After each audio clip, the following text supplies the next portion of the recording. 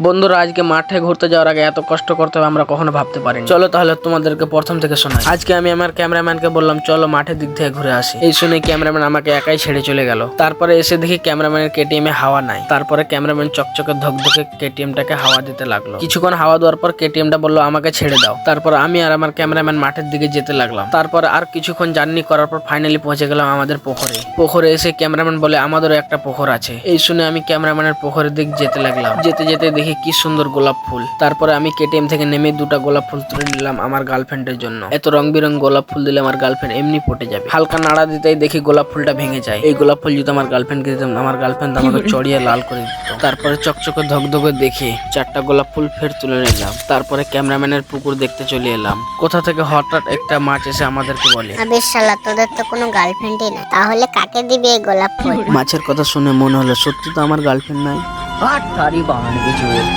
তারপরে মনটা খারাপ করে ক্যামেরাম্যানকে বললাম তুমি সাইকেলটা ঘোরাও। সাইকেলটা যেভাবে ক্যামেরাম্যান ঘোরালো তারপরে বলে তুই চালা। তারপরে কি করে ক্যামেরাম্যানের কথা শুনে আমি সাইকেল চালাতে লাগলাম। তো গাইস এখানে শেষ করলাম আমাদের মিনি ব্লগ। Tata bye.